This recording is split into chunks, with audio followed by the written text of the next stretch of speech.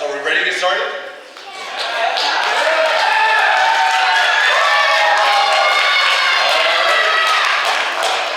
So, hey, we are going to hear from 6 high school students. They'll be presenting in pairs.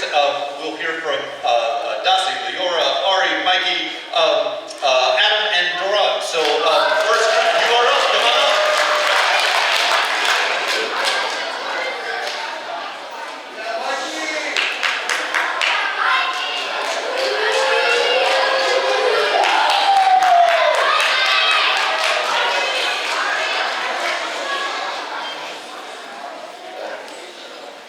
We are gathered here today to honor Martin Luther King Jr. with the Day of Service.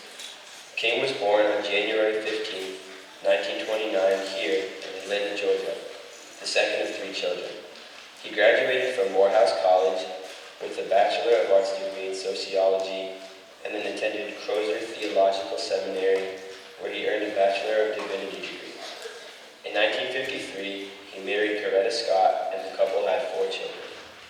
In 1954, King became a minister and began his civil rights work by helping to organize the Montgomery bus boycott in honor of Rosa Parks, an African-American woman who was arrested for refusing to give up her seat to a white person on a bus.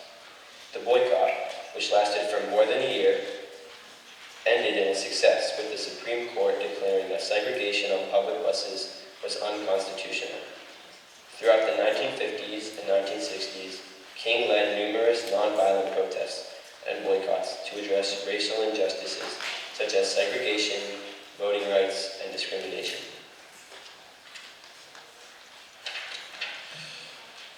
His efforts to bring about change posed him with many painstaking challenges.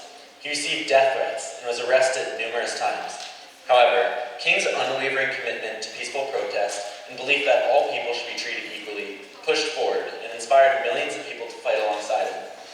In 1963, King led the March on Washington for Jobs and Freedom, where he gave his famous I Have a Dream speech, in which he called for an end to racial segregation and discrimination.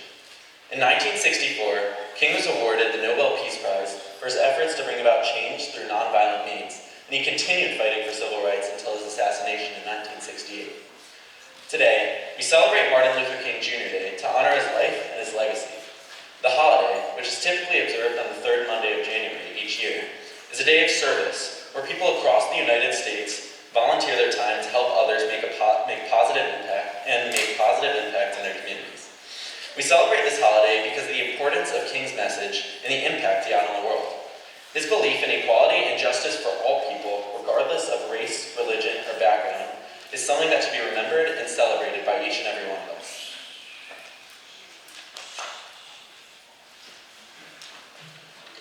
Environmental justice is the fair treatment and meaningful involvement of all people, regardless of race, color, national origin, or income, with respect to the development, implementation, and enforcement of environmental laws, regulations, and policies. This means that everybody has a voice in creating laws to help protect our environment. Fair treatment means no group of people should have to suffer from negative environmental issues that are due to huge governmental and commercial jobs or policies. Environmental justice is important because it is a basic human right. It allows everyone to have some level of power over the decisions that impact their lives. Without environmental justice, many people are made to be victims of plans and wants of others. Some examples of environmental injustices are air pollution, climate change, and access to healthy food. A study done by the Environmental Protection Agency found that communities living below the poverty line have a 35% higher chance of being impacted by air pollution than the overall population. Polluting facilities are usually located in low-income neighborhoods, meaning that the people that live there have a greater chance of having asthma and a greater likelihood of heart attacks.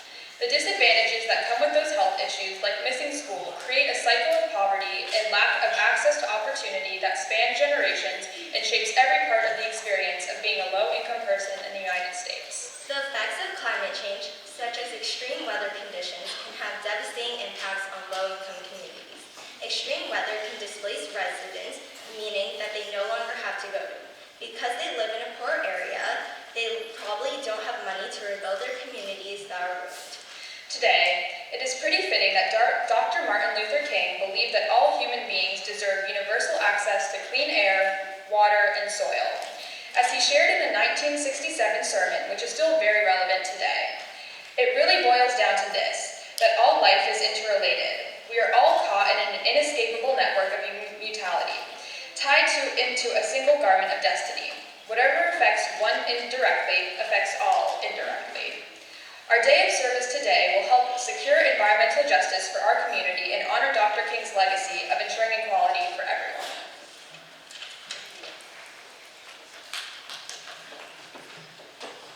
Martin Luther King Day gives us the opportunity to take a break from the routine of our lives and reflect on the imperfections in our world and what we can do to fix them. Specifically, as members of the Jewish community, MLK Day is a great time to reflect on our Jewish values. Jews during the Civil Rights Movement also had the chance to reflect, and the members and leaders in our community determined it was time to stand up to the injustices around them. While these people tried to right the wrongs of the times in many ways, the most famous were the Jews who stood by the Black community in public in the many marches for equality. Our morals and values as Jews that our predecessors acted upon are rooted deeply in our faith. These values are strongly tied to the social justice of the Civil Rights Movement. The first such concept is B'Tselem Elohim, the idea that humans are created in God's image. This idea from the Torah does not discriminate. It doesn't say one part of mankind is better than the rest. Rather, it teaches us that humans are all people who deserve respect and dignity regardless of their appearance, because they, too, were created in the image of God. This idea of showing respect to others is a major theme throughout the Torah. Furthermore, there is a concept in the Torah of Ve'ahavta l'recha kamocha, love your neighbor as you love yourself. Loving your neighbor is indiscriminate. No matter who they are or what they look like, you are commanded to actively love and respect the people in your life. In the interconnected world that we live in, where we are all neighbors, it is important to remember that it is not enough to be indifferent about the world we live in, but rather we must be active forces for good. The Torah also emphasizes the idea of justice. When outlining the laws of Jewish courts, the Torah repeats itself, an uncommon occurrence. It states, tzedek, tzedek, tirdof, justice, justice you shall pursue. This repetition emphasizes the importance of fairness in judgment, which it outlines in the previous pasuk, saying, you shall show no partiality. We should not favor someone just because of how they look. We should instead try to examine the situation in an unbiased manner. There are also many Jewish values surrounding the environment. A very relevant idea is the Shemitah year. We actually just had one this past year in the Hebrew calendar.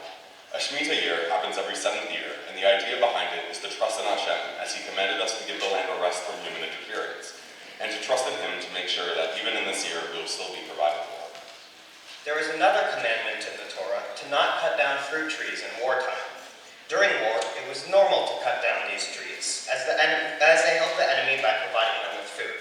But God commands us not to cut these trees down. Rashi comments that this is because the fruit trees aren't guilty of anything.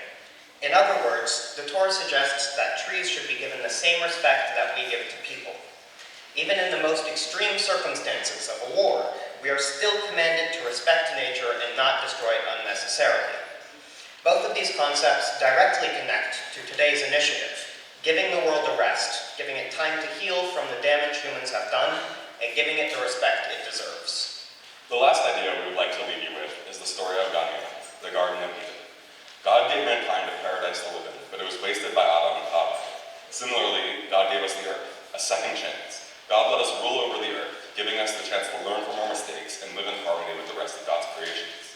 Today is our opportunity to do